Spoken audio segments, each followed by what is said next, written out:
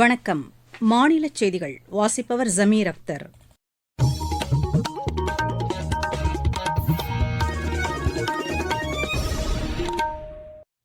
தலைப்புச் செய்திகள். பிரதமர் திரு நரேந்திர மோடி ரஷ்யா, ஆஸ்திரியா நாடுகளுக்கு 3 நாள் அதிகாரப்பூர்வ சுற்றுப்பயணத்தை இன்று தொடங்குகிறார். இளநிலை நீட் தேர்வு தொடர்பான மனுக்களை உச்சநீதிமன்றம் இன்று விசாரணைக்கு எடுத்துக் கொள்கிறது. விக்கிரவாண்டி சட்டப்பேரவைத் தொகுதி இடைத்தேர்தலுக்கான பிரச்சாரம் இன்று மாலையுடன் நிறைவடைகிறது. கேரளாவில் புதிய வைரஸ் காய்ச்சல் பரவி வரும் நிலையில் தமிழக அரசு உரிய முன்னெச்சரிக்கை நடவடிக்கைகளை மேற்கொள்ள வேண்டும் என்று அஇஅதிமுக கேட்டுக் கொண்டுள்ளது. இந்தியா, ஜிம்பாப்வே அணிகளுக்கு இடையிலான 2வது டுவெண்டி கிரிக்கெட் போட்டியில் இந்தியா 100 ரன் வித்தியாசத்தில் வெற்றி பெற்றது. இனி விரிவான செய்திகள். பிரதமர் திரு நரேந்திர மோடி ரஷ்யா, ஆஸ்திரியா நாடுகளுக்கு 3 நாள் அதிகாரப்பூர்வ சுற்றுப்பயணத்தை இன்று தொடங்குகிறார். தனது பயணத்தின் முதற்கட்டமாக மாஸ்கோ செல்லும் பிரதமர் அங்கு நடைபெறவுள்ள இந்தியா, ரஷ்யா 22வது ஆண்டு உச்சிமாநாட்டில் பங்கேற்கிறார். பாதுகாப்பு, வர்த்தகம், முதலீடு, எரிசக்தி, கல்வி, கலாச்சாரம், மக்களுக்கு இடையேயான பரிமாற்றங்கள் உள்ளிட்ட பல்வேறு துறைகளில் நிலவும் இருதரப்பு ஒத்துழைப்பு தொடர்பாக பிரதமர் திரு நரேந்திர மோடி ரஷ்ய அதிபர் திரு விளாடிமிர் புட்டினுடன் விவாதிக்க உள்ளார். சர்வதேச மற்றும் மண்டல அளவில் இரு நாடுகளுக்கும் பயனளிக்கும் விஷயங்கள் தொடர்பாகவும் இரு தலைவர்களும் கருத்துக்களை பரிமாறிக்கொள்ள உள்ளனர். பிரிக்ஸ், ஷங்காய் ஒத்துழைப்பு அமைப்பு, G20, கிழக்காசிய உச்சிமாநாடு மற்றும் ஐநா சபை ஆகியவற்றில் இருதரப்பு ஈடுபாடு குறித்தும் இரு தலைவர்களும் விவாதிக்க உள்ளனர். இன்று பிரதமர் திரு நரேந்திர மோடியை வரவேற்று ரஷ்ய அதிபர் விருந்தளிக்க உள்ளார். பிரதமர் ரஷ்யாவில் உள்ள இந்திய சமூகத்தினரிடையே நாளை உரையாற்றவுள்ளார். கிரெம்ளின் வளாகத்தில் உள்ள போர் வீரர்கள் நினைவிடத்தில் மரியாதை செலுத்தவுள்ள பிரதமர் திரு நரேந்திர மோடி மாஸ்கோவில் உள்ள கண்காட்சி கூடத்திற்கும் செல்லவுள்ளார். இந்த நிகழ்ச்சிகளுக்கு இடையே பிரதமர் மற்றும் ரஷ்ய அதிபர் மட்டுமே பங்கேற்கக்கூடிய பேச்சுக்களும் அதனைத் தொடர்ந்து இரு நாடுகளின் பிரதிநிதிகள் பங்கேற்கும் பேச்சுக்களும் நடைபெறவுள்ளன. பிரதமரின் ரஷ்ய பயணம் குறித்து செய்தியாளர்களிடம் வெளியுறவுத்துறை செயலர் திரு வினய்மோகன் குவாத்ரா, சர்வதேச அளவில் அரசியல் ரீதியாக எழுந்துள்ள சவால்களை எதிர்கொள்ள ரஷ்யாவுடனான உறவுகளுக்கு இந்தியா சிறப்பு முக்கியத்துவம் அளிப்பதாக கூறினார். இந்நிலையில் பிரதமரின் ரஷ்ய வருகை மிகுந்த முக்கியத்துவம் வாய்ந்தது என்று அந்நாட்டுக்கான இந்திய தூதர் திரு வினய்குமார் தெரிவித்தார்.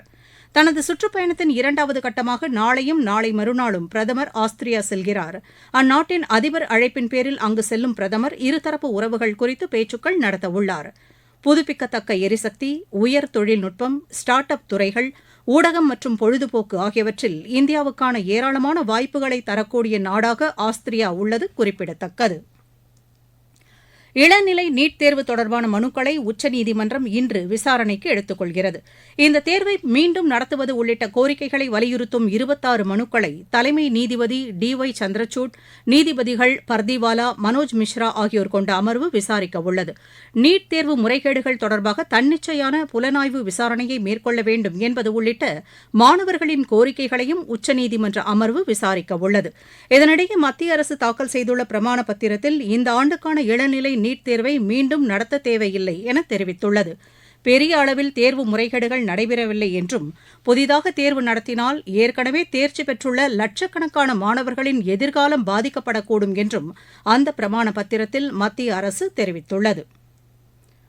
மதுரை மற்றும் கோவை மெட்ரோ ரயில் திட்டங்களை செயல்படுத்தும் வகையில் மத்திய அரசின் ஒப்புதலை பெற்று விரைவில் பணிகளை தொடங்க திட்டமிட்டுள்ளதாக சென்னை மெட்ரோ ரயில் நிறுவனம் தெரிவித்துள்ளது. மதுரையில் திருமங்கலம் முதல் ஒத்தக்கடை வரை சுமார் 32 கிலோமீட்டர் தொலைவுக்கு மெட்ரோ ரயில் திட்டத்தை செயல்படுத்த திட்டமிடப்பட்டுள்ளது. இந்த திட்டத்தில் 20 கிலோமீட்டர் உயர்மட்ட பாதையும் 4 கிலோமீட்டருக்கு சுரங்கப்பாதையும் அமைக்கப்பட உள்ளது. கோவையில் அவினாசி சாலையில் கருத்தம்பட்டி வரையிலும், உக்கடத்திலிருந்து சத்தியமங்கலம் சாலையில் வலியம்பாளையம் வரையிலும் 39 கிலோமீட்டர் தூரத்திற்கு மெட்ரோ ரயில் திட்டம் அமைக்க திட்டமிடப்பட்டுள்ளது. இத்திட்டத்திற்கு நிதியுதவி வழங்குவது தொடர்பாக ஆசிய உள்கட்டமைப்பு முதலீட்டு வங்கியின் அதிகாரிகள் ஏற்கனவே மதுரை மற்றும் கோவையில் ஆய்வு மேற்கொண்டனர்.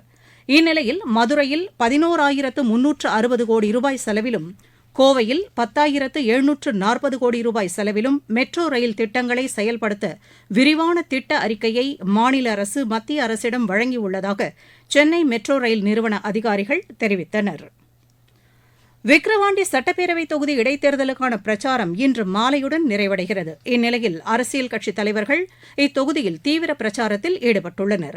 நேற்று திமுக வேட்பாளரை ஆதரித்து அக்கட்சியின் தலைவர்களில் ஒருவரான திரு உதயநிதி ஸ்டாலினும், பாமக வேட்பாளரை ஆதரித்து அக்கட்சியின் தலைவர் திரு அன்புமணி ராமதாசும் பிரச்சாரத்தில் ஈடுபட்டனர். திமுக சார்பில் திரு அன்னியூர் சிவா, பாமக சார்பில் திரு சி அன்புமணி, நாம் தமிழர் கட்சியின் சார்பில் டாக்டர் அபிநயா உள்ளிட்ட 29 வேட்பாளர்கள் களத்தில் உள்ளனர். நாளை மறுநாள் வாக்குப்பதிவு நடைபெறவுள்ளது. தேர்தலில் பதிவான வாக்குகள் வரும் 13ஆம் தேதி எண்ணப்படும். நீங்கள் கேட்டுக்கொண்டிருப்பது மாநில செய்தி அறிக்கை. புதிய குற்றவியல் சட்டங்களின் சிறப்பம்சங்கள். முதல் தகவல் அறிக்கையை எல்லை வரையறையின்றி எந்தவொரு காவல் நிலையத்திலும் பதிவு செய்யும் வசதி. 6 வகை சிறிய குற்றங்களுக்கு தண்டனையாக சமூக சேவை. பெண் குழந்தைகளுக்கு எதிரான பாலியல் வன்கொடுமையில் ஈடுபடுவோருக்கு ஆயுள் தண்டனை அல்லது மரண தண்டனை விதிப்பதற்கான பிரிவுகள். டிஜிட்டல் ஆவணங்களை சாட்சியங்களாக சேர்த்துக் கொள்ளவும் வகை செய்யப்பட்டுள்ளது. கேரளாவில் புதிய வைரஸ் காய்ச்சல் பரவி வரும் நிலையில் தமிழக அரசு உரிய முன்னெச்சரிக்கை நடவடிக்கைகளை மேற்கொள்ள வேண்டும் என்று அஇஅதிமுக பொதுச் செயலாளர் திரு எடப்பாடி பழனிசாமி கேட்டுக் கொண்டுள்ளார். இதுகுறித்து அவர் விடுத்துள்ள அறிக்கையில், அசுத்தமான நீரின் வாயிலாக பரவும் இந்த நோய் குழந்தைகளை தொற்றும் ஆபத்து அதிகமாக உள்ளதால் அரசு உரிய கவனம் செலுத்த வேண்டும் என்று வலியுறுத்தியுள்ளார். தமிழகத்தில் அண்மையில் பெய்த கோடை மழை மற்றும் சூறைக்காற்றால் பாதிக்கப்பட்ட வாழை மரங்களுக்கு இழப்பீடு வழங்குவதற்கான நடைமுறைகளை மாநில அரசு தொடங்கியுள்ளது. சேதமடைந்த பயிர்களை கணக்கீடு செய்யும் பணி தீவிரமாக நடைபெற்றது. இந்த விவரங்கள் வருவாய் நிர்வாக ஆணையருக்கு அனுப்பப்பட்டுள்ளதாக தோட்டக்கலைத்துறை அதிகாரிகள் தெரிவித்தனர். சமீபத்தில் பெய்த மழை மற்றும் சூறைக்காற்றால் மாநிலம் முழுவதும் வாழை, பப்பாளி, முருங்கை, மரவள்ளிக்கிழங்கு, கத்திரி உள்ளிட்ட பயிர்கள் சேதமடைந்தன. மேற்கு திசை காற்றின் வேக மாறுபாடு காரணமாக தமிழகத்தில் ஓரிரு இடங்களிலும் புதுச்சேரி மற்றும் காரைக்கால் பகுதியிலும் இன்று லேசானது முதல் மிதமான மழை பெய்யக்கூடும் என்று சென்னை வானிலை ஆய்வு மையம் தெரிவித்துள்ளது.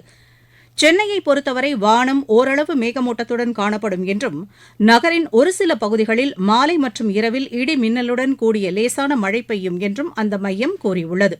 மத்திய அரபிக்கடல் பகுதியில் சூறாவளி காற்று மணிக்கு 45 முதல் 65 கிலோமீட்டர் வேகத்திலும் இடையிடையே 65 கிலோமீட்டர் வேகத்திலும் வீசக்கூடும் என்பதால் மீனவர்கள் அப்பகுதிக்கு மீன்பிடிக்கச் செல்ல வேண்டாம் என்று அறிவுறுத்தப்பட்டுள்ளனர்.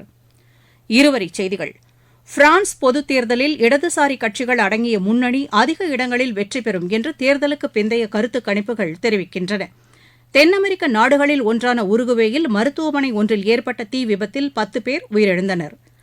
அதானி குழுமம் தொடர்பான முக்கியமான அறிக்கையை முன்கூட்டியே வெளியிட்டதற்காக ஹிடன்பர்க் ரிசர்ச் நிறுவனத்திற்கு இந்திய பங்குச்சந்தை பரிவர்த்தனை ஆணையம் நோட்டீஸ் அனுப்பியுள்ளது. ஜார்க்கண்ட் மாநில முதலமைச்சராக மீண்டும் பதவியேற்றுள்ள திரு ஹேமந்த் சோரன் அம்மாநில சட்டப்பேரவையில் இன்று நம்பிக்கை வாக்கு கோருகிறார்.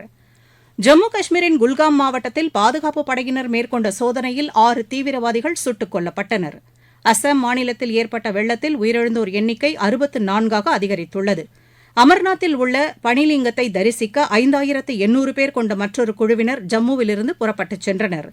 நீலகிரி மாவட்டம் கோத்தகிரி அருகே உள்ள கடைக்கோடி கிராமமான காரிக்கையூரில் மாவட்ட காவல்துறை சார்பில் பழங்குடியின மக்களுக்கு போதைப் பொருள் குறித்த விழிப்புணர்வு நிகழ்ச்சி நடைபெற்றது.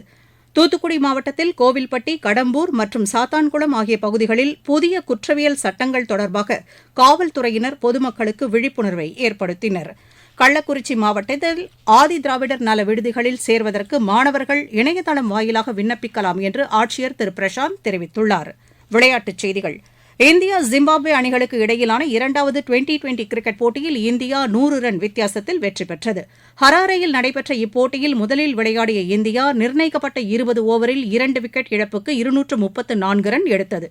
அபிஷேக் சர்மா அற்புதமாக விளையாடி சதமடித்தார்.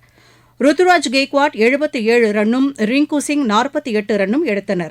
235 ரன் எடுத்தால் வெற்றி என்ற இலக்குடன் பின்னர் விளையாடிய ஜிம்பாப்வே அணி 18.4 ஓவரில் 133 ரன்னுக்கு ஆட்டமிழந்தது.